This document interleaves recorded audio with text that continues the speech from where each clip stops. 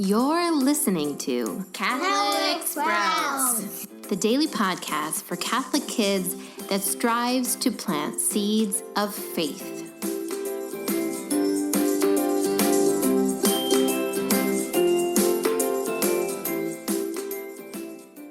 Hey there, Sprouts. Today is Monday, December 10th, 2018. This week on the Catholic Sprouts podcast, we are going to continue talking about the Jesse tree. We are going to talk about the many ancestors of Jesus Christ and the way that God worked on the hearts of the Israelite people for centuries so that they might be ready to receive their Savior and heal the wounds that were caused way back at the beginning in the Garden of Eden. Last week, we talked about Adam and Eve. We talked about Cain and Abel. We also talked about Noah and the flood. And we talked about Abraham and his son, Isaac. This week, we are going to skip ahead and talk about Moses. But before we do that, let's talk about a couple of the reasons why the Israelite nation ended up in Egypt, where we meet Moses. Well, so here is a quick rundown. So God chose Abraham and made his covenant with Abraham. Abraham had a miracle baby, Isaac.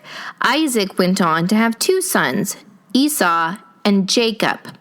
Jacob went on to have 12 sons, 12. And those 12 sons went on to be the fathers of the 12 tribes of Israel. So they really had lots of babies and grew the nation quickly. One of Jacob's sons was Joseph. You might remember Joseph from the story of the multicolored coat, or if you've seen the musical, the amazing Technicolor coat. Joseph was not liked by his brother. He was very close to God and was able to interpret dreams, and his brothers resented him. So his brothers were going to kill him, but at the last moment, they sold him to slave owners in Egypt. Joseph was taken to Egypt. He worked as a slave. He was thrown in jail. But then, through God's providence, Joseph was taken out of jail and interpreted the dreams of the Pharaoh. Pharaoh liked him. Joseph was put in charge, and then famine struck the whole region. Joseph's brothers, who thought Joseph was dead, but the other 11 brothers came to Egypt looking for help because they were starving in the famine. Joseph threw some trickery, but finally Joseph helped them, and the whole nation of Israel was moved to Egypt. Well, in Egypt, they grew, they thrived. Many generations passed, and it was no longer just a family. It was a huge nation, hundreds upon thousands of people. The people in Egypt didn't like this. They were scared of this big group of people, so they decided to force them to be slaves. The entire nation of Israel was forced to be Pharaoh's slaves.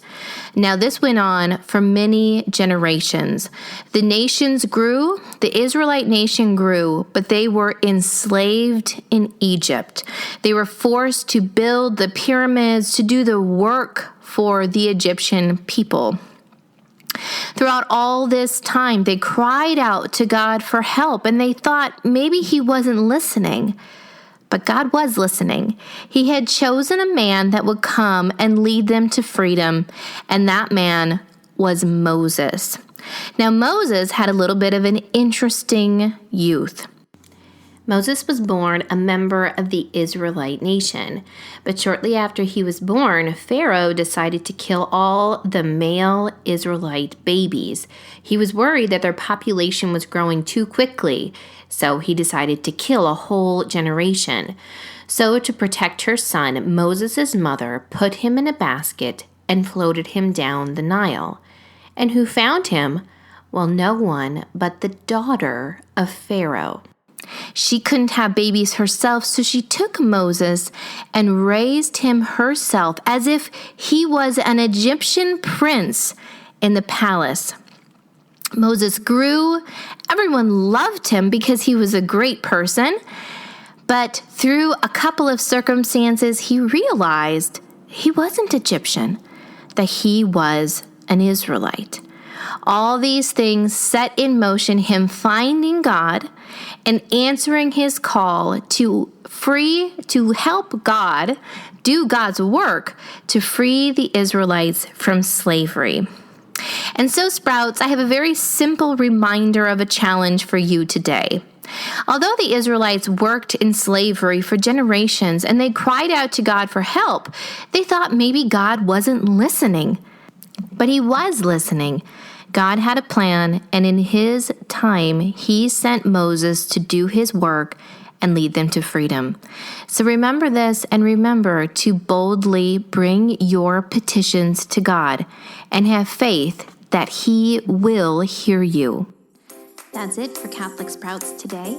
We'll be back tomorrow, but until then, continue to grow in your faith and truly sprout into the beautiful creation that God intended you to be.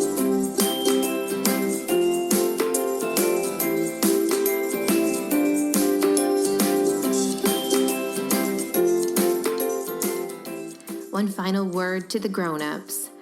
Thank you so much for listening to the Catholic Sprouts podcast. I would like to invite you to join a special Facebook group just for those that listen to the Catholic Sprouts podcast.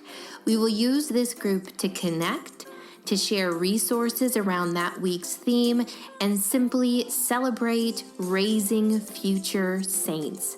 To find the direct link to the Facebook group, simply check the notes for this podcast episode.